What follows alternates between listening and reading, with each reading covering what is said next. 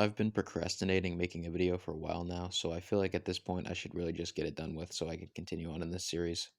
Golf released on May 1st, 1984 on the Famicom. Before I show my full playthrough, I'm just going to show a little segment showing off how the gameplay works by itself, so I could have more time to just kind of show it rather than having to worry about beating the game like normal. It is a very simple golf game. I mean, it's just called golf. A lot of these sports games on the NES aren't particularly complex or anything. You play as Mario, which there's some debate on that, but I'll get into that in a little bit. You have a selection of different clubs you could use. There's the wood clubs, the iron clubs, there's the power shots, and then there's a putter, which you could use. On the left corner, you can see Mario, and while you spin around, the game actually tries to emulate a little bit of what it would be like if Mario was actually standing in the course to the right. So if you're near bodies of water or bunkers, you could see them there. It's not particularly accurate because obviously it's not actually 3D, it's just the game trying to emulate that. But I think it's a pretty neat thing, and I did want to show that off, and that's kind of why I'm doing this here.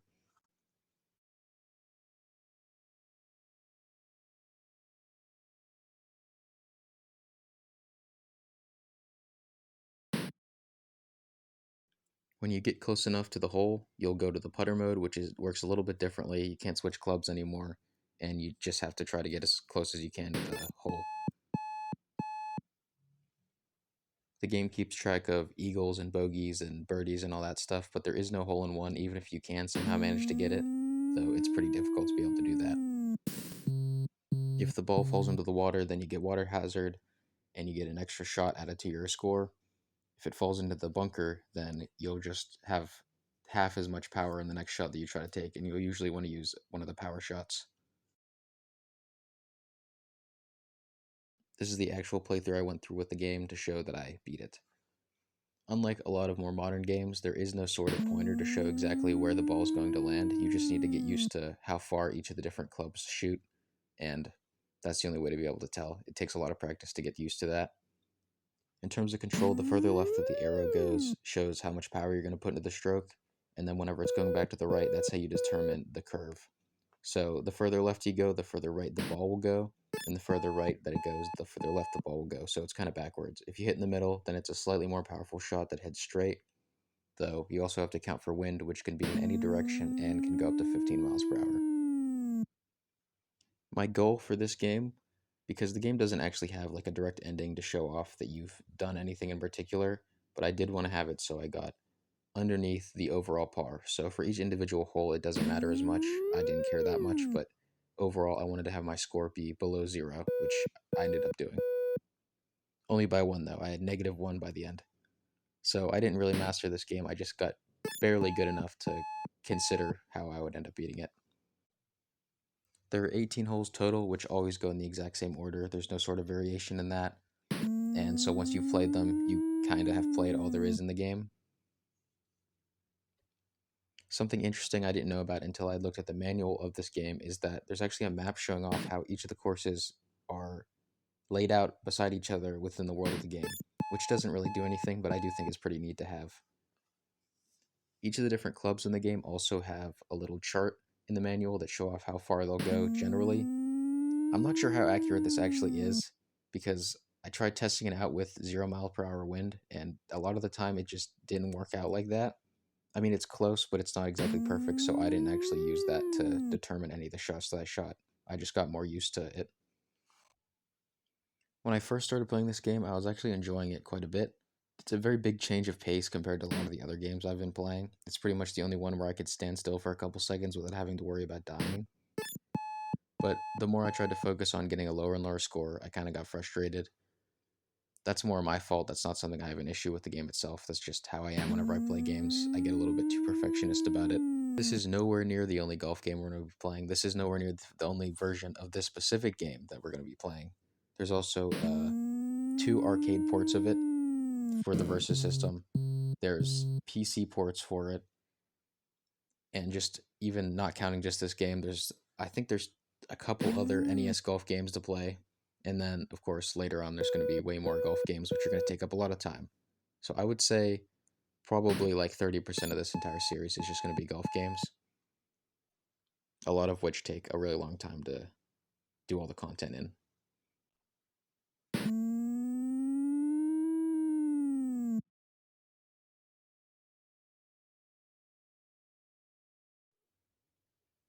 Like I said, there's some debate on if the protagonist of this game is actually Mario, though I think it definitely is. The reason why there's any debate on this is because of the Japanese only game Captain Rainbow, which has a lot of older Nintendo characters featured in it with some side roles. One of these characters is the protagonist of Golf NES, which is called Osan and has a unique design compared to how Mario looks in this game. While Osan is one of Mario's prototype names, similar with Mr. Video and Jumpman, I do think this is just a coincidence. But given how often Mario appears in other stuff at this time, like in Punch Out and in Tennis NES, I still think this is definitely just supposed to be Mario, and Captain Rainbow's Osan is just a retroactive change to just make him a different character to give him a role in that game, since it really only just uses B-lister Nintendo characters rather than any of the A-listers.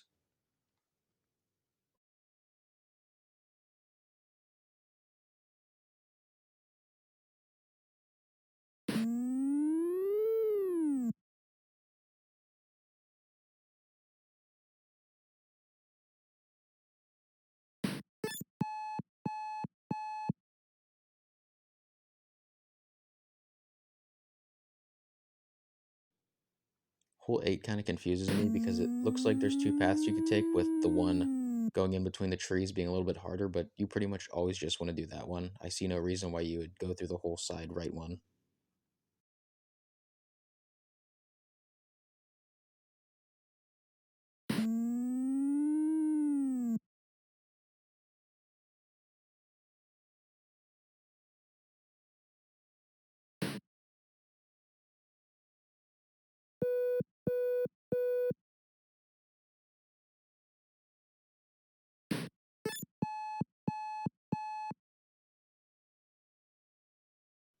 Hole 9 does interest me because of the weird terrain in the middle, that little narrow bridge.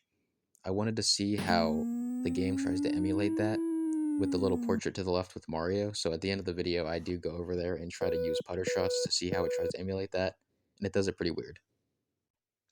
I forgot to mention it, but these little arrows that are in each of these green turf parts are actually determining how the slope of the ground works there. It's a little bit weird. Sometimes it doesn't feel exactly natural, but generally that's the way you're going to have to try to angle your shots. I actually recorded this gameplay probably a couple months ago at this point, so I'm just going off of memory. I apologize for the awkwardness of a lot of my commentary here. I'm not using a script. It's the first time I've done this in a while, and I just needed to do something because otherwise I was probably going to spend another 3 months procrastinating making this video.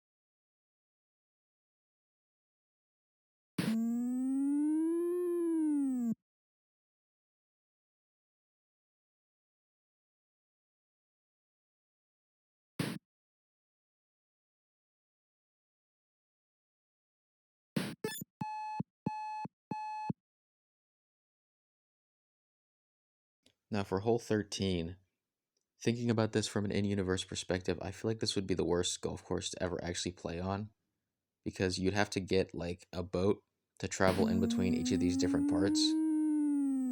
I'm curious if there's any actual golf courses like this in real life, or if this is just a weird gameplay thing. Like I said, I'm not a golf guy, so I don't know a lot of the specifics of this stuff, but I was thinking about that when I was playing.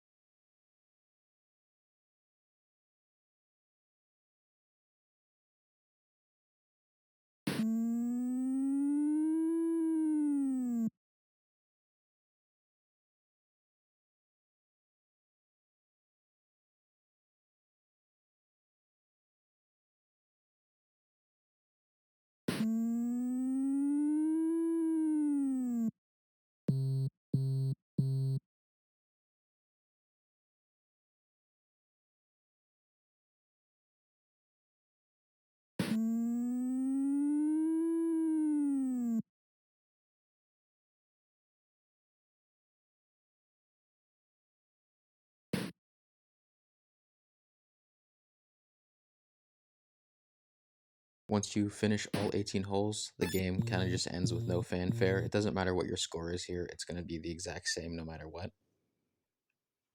The game does have a little high score at the beginning whenever you first start at the title screen, which you could also use that as a goal, but I personally didn't because it's a little bit too easy.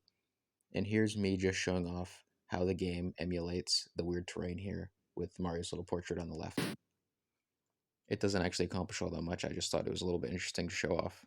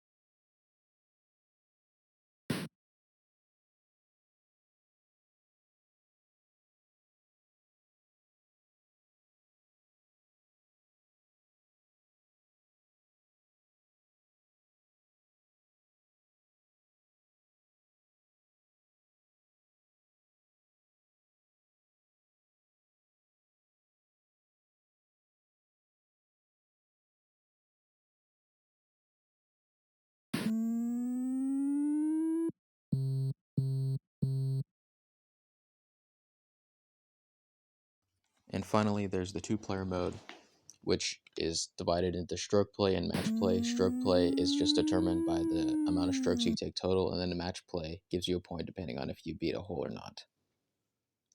The second player has a red color palette instead of a white one, but playing is actually the exact same. The order of the strokes is determined by how far you are from the goal, so it'll always start with player 1 that goes first, and then after both player 1 and 2 go, it's whoever's the furthest from the hole will go. So the same player could have like 5 strokes in a row if they're bad enough.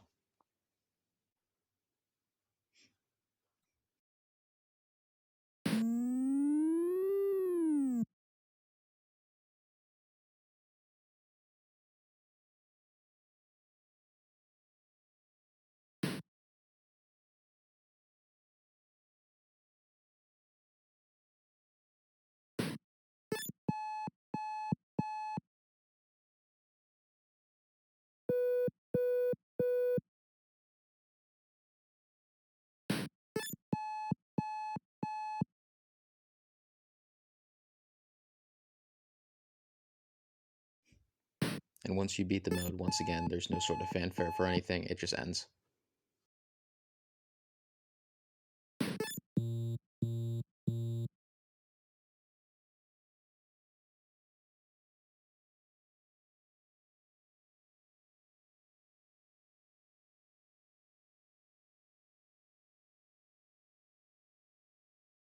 Here I'm showing off how match play works, which once again just is determined by who wins the overall hole rather than the amount of strokes you take. And that's it for Golf NES, but don't worry, we'll be coming back to this game multiple more times throughout different ports.